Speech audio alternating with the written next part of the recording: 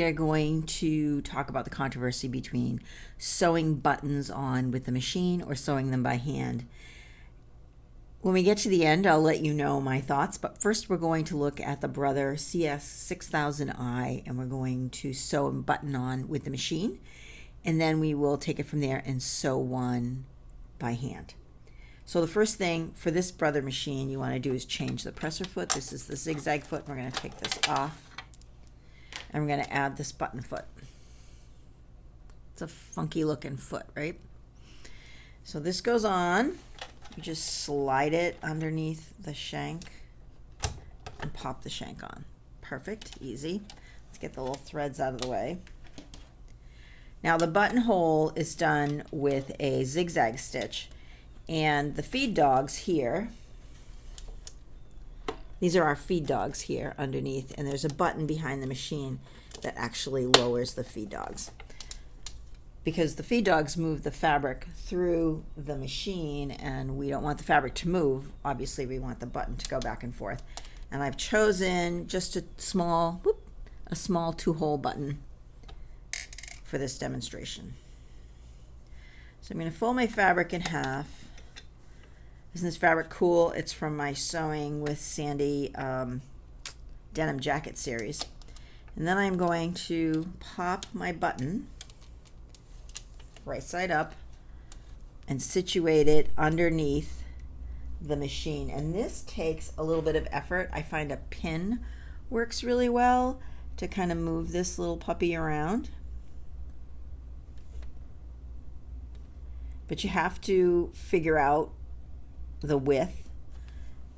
So what we're going to do is we're going to choose a zigzag stitch, and I'm going to choose stitch 4 on this machine.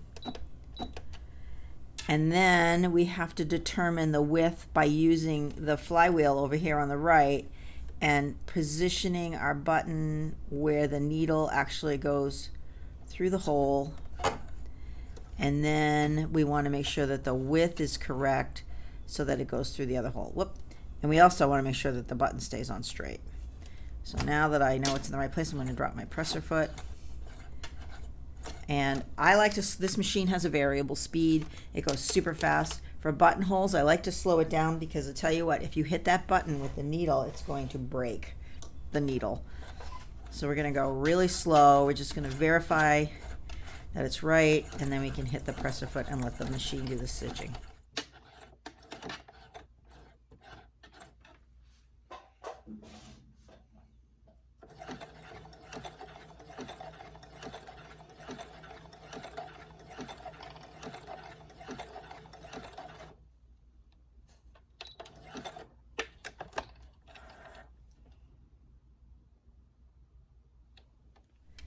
And here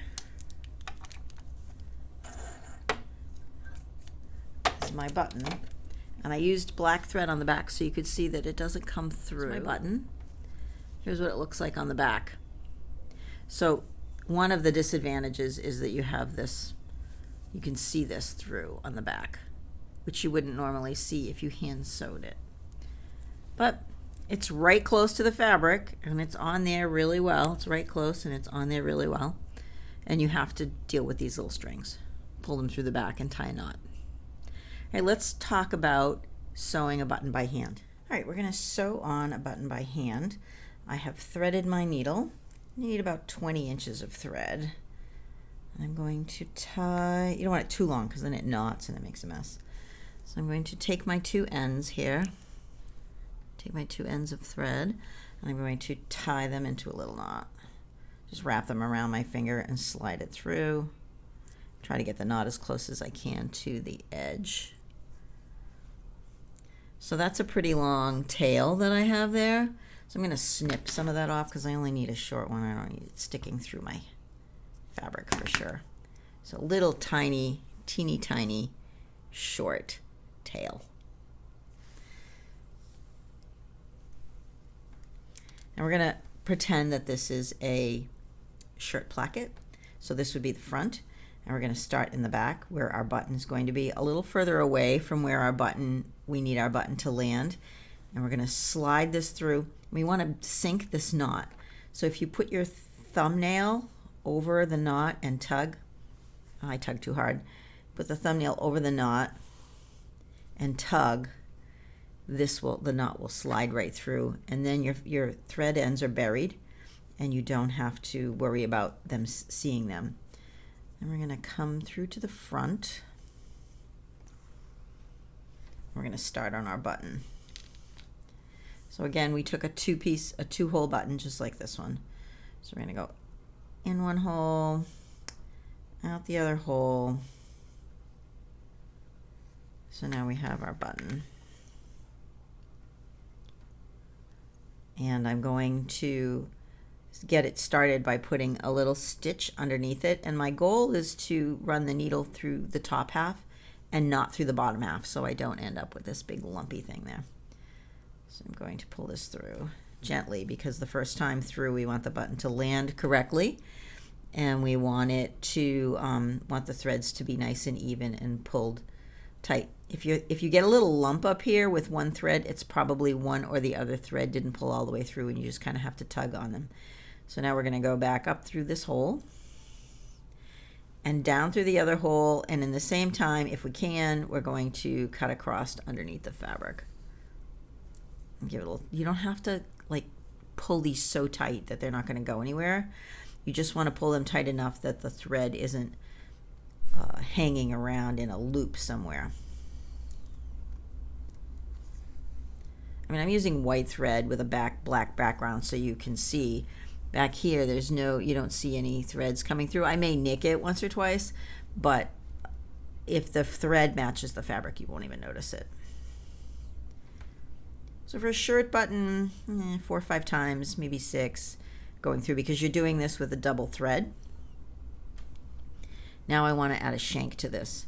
So to do that, I wrap my thread around the button, put my needle through that loop, and I'm going to put my thumb on the button and pull gently, and I'm essentially making a knot underneath the button. And for a shirt, you probably want to do this 4 or 5 times. So a shank, if you have a wool coat, a really nice wool coat, you'll notice that the button kind of hangs away from the coat. That's because it has a shank on it. And the purpose of that is to lift the button up away from the fabric. And what that does is when you close it with the other part of the placket, it lies flat. And the button has room to take account the fabric that's going on top of it, right? So you're buttoning another piece of fabric on top of this, and there needs to be room for that fabric to lay underneath this button where the buttonhole is, nice and flat, without bulging and bumping or pulling. And so I'm just going to keep going around this loop one more time. I'll do it one more time. Loop around, put my needle through, and give it a tug. And again, I'm not like pulling it super tight. I'm just doing it tight enough to sew the button on, to sew the shank so it stays in place. And then I want to end my thread. So to do that, I'm going to do a double loop. So I'm going to hold on to my thread, and I'm going to run my needle twice around the thread and pull it through. And I want this knot as close as I can to the button. Doesn't always work that way, but you can see that it's right about there. And I'm going to sink this knot the same way I did in the beginning. I'm going to slide my needle in between my fabric pieces and give it a tug. I have to put my nail on it and give it a tug, and I just heard it go pop. So now I can cut this thread.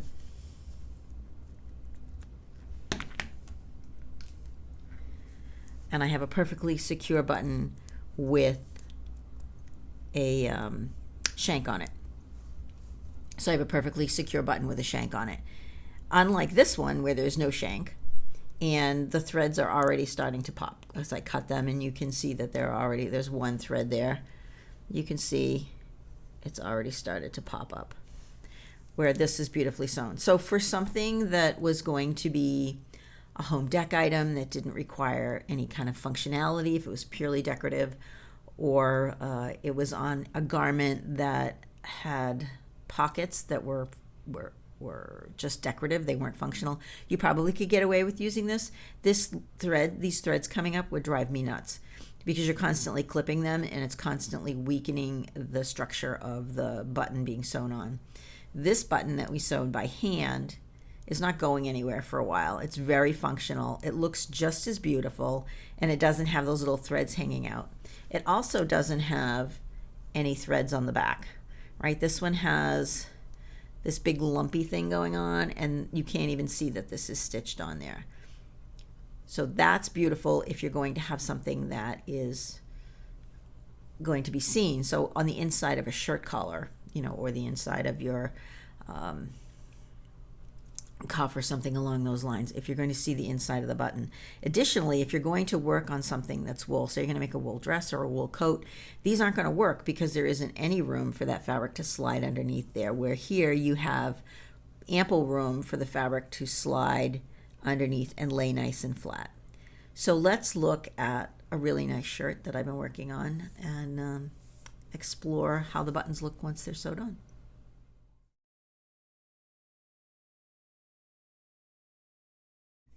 Isn't that shirt adorable? It's a project that I've been working on for Minerva, and the website has their review up. It should be up in the next day or two if it isn't up there now.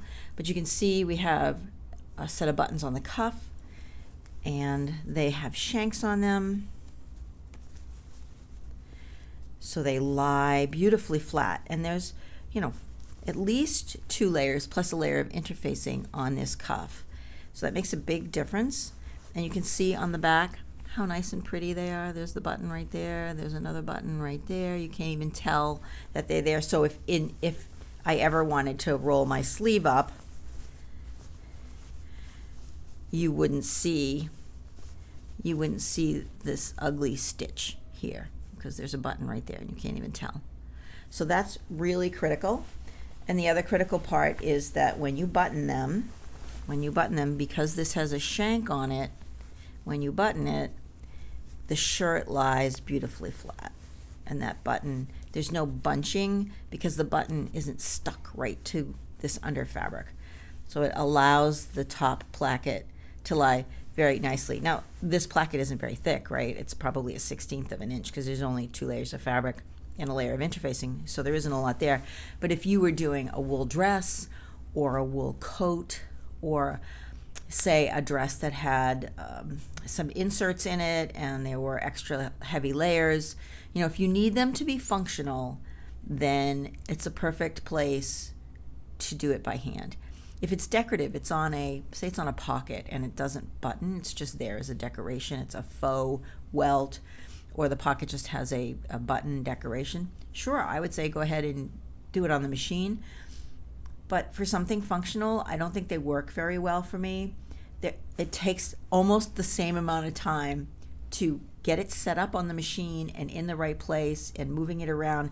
Additionally, your button needs to be on the right place on the garment. We didn't even tackle that part because we just used a piece of scrap. But if you needed it to be in the right place, so this shirt has multiple buttons running down the front. These buttons all need to be strategically placed so they match up with the buttonholes. That's going to be a little bit more tricky. In addition, these buttons happen to be 4-hole buttons. We just did a 2-hole button. So with a 4-hole button, you would either have to do that twice or do a zigzag that moved back and forth. And we didn't even explore that. That's a whole nother level of manipulating the machine. The machine can do it. I'm just wondering if I think in my opinion, it's just not worth the time and effort to stitch a button on the machine when it takes only a few minutes to do it by hand. Plus, it's one of those tasks that you can do in front of the TV. That's my little spiel on buttons being sewn by hand or by machine. Learn how to use a needle. You're a sewist. Sewing by hand takes a little practice to get it neat and lovely, but once you do, you're going to sew a lot of things by hand, and it's a technique that you're going to need to create garments that look absolutely gorgeous and high-end retail. So until next time, don't forget to subscribe to my channel. We would love to have you, and take a look down below for the Sunday Sewing with Sandi sew along. We would love to have you join us. Bye.